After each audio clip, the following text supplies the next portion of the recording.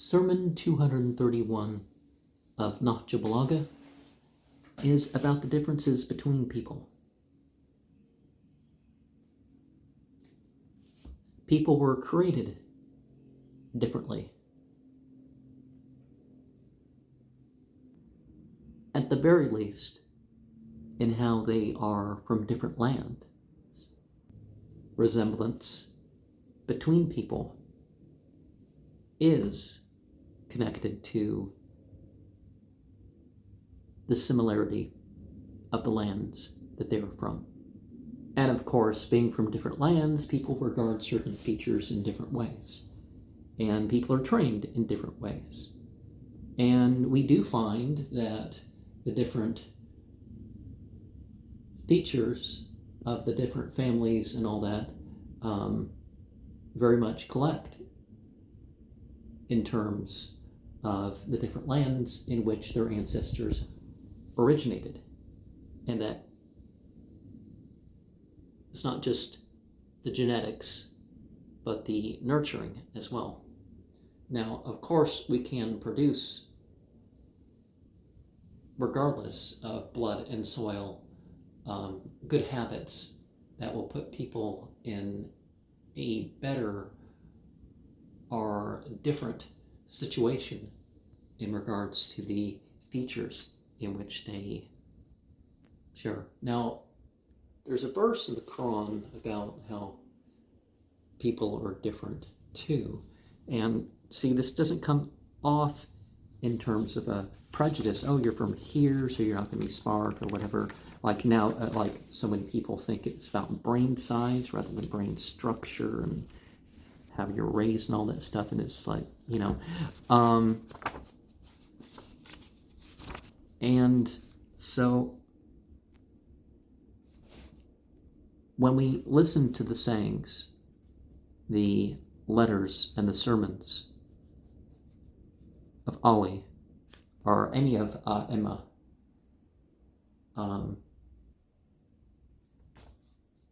we need to remember that Muhammad was their chief.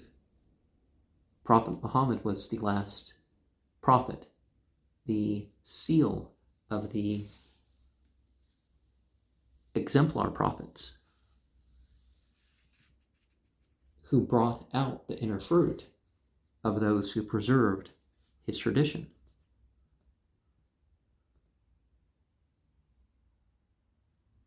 And one of the things that we can find when we can compare the styles, if we look in the Arabic and stuff, is that the person writing the Hadith book, especially when it comes to Muhammad, but even when it comes to figures like Ali and stuff, you can tell that the person writing the book was not the person who came up with the sayings. And you find a coalescence between so many of the sayings that it appears the case. The ones with issues tend not to be so obviously from who they're attributed to. The greatest rigidity of the tradition is how the Quran, they didn't let slide any copy that didn't preserve all the marks of the dialect and script that it was being copied from.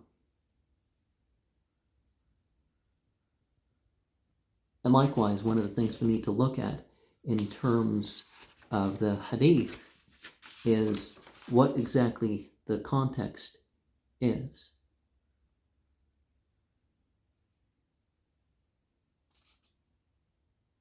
Sayyid Razi, the government definitely did not like what he was doing with his collection. And nowadays, a lot of people, even Masajid, some of them don't like what's going on, is that, they don't want people to turn to the books themselves, and even people are taught, without any Islamic reason for this teaching, mind you, they are taught that, well, you just focus on the Quran and, you let other people explain the Hadith to you. And it's like, if it seems sound, if you're living the Quran, there were over 480 speeches collected that were agreed upon. And it was apparent that there needed to be a selection when composing Nahjul Balaghah. Just like the Sunni books, you did have a selection of which ones were to be done. Abdul Hamid bin Yahya of the Abbasids, who died in 132 of the Common Era, learned 70 speeches of Ali bin Abi Talib. Ibn Muqaffa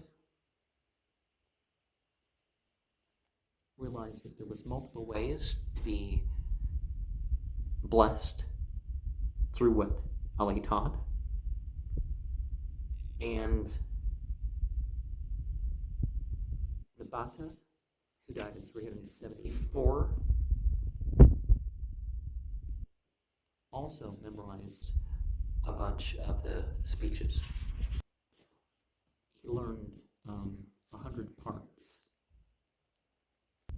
And just like what was transmitted through Muhammad directly, you find that people, they transferred between themselves in a tradition of, closely memorizing and understanding what was said and passing it on generation to generation. And of course, things were written down. Now, in terms of what Muhammad said, and even what some of A'imma said, yes, you focus on the Quran. Some people should only be writing the Quran and stuff like this, but that doesn't mean it was forbidden for everybody or anything like this. It was only specific individuals that were not to, focus on anything else. They weren't supposed to make manuscripts of anything else. Because nowadays we have Quranian people, and they try to claim that there's some tradition against recording any of the inspired deeds and teachings of Muhammad or the history of the community then are around Emma and stuff like this. Now, some sayings that you find, they can be authentic, but by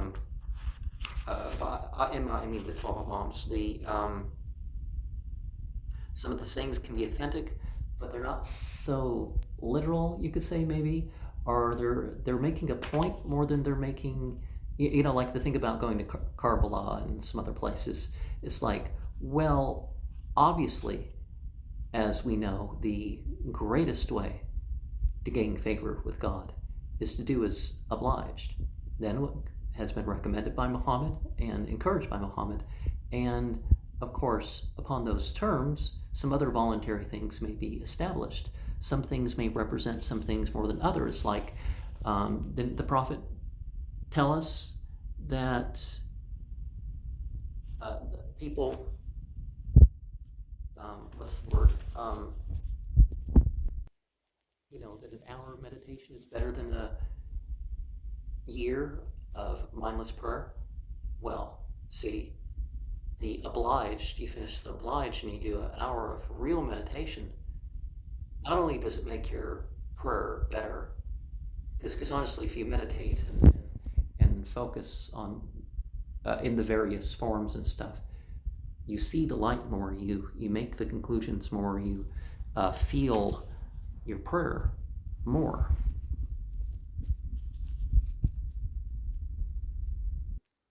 And people knew about Nahjul Balaghah, even though there was attempts not to have it.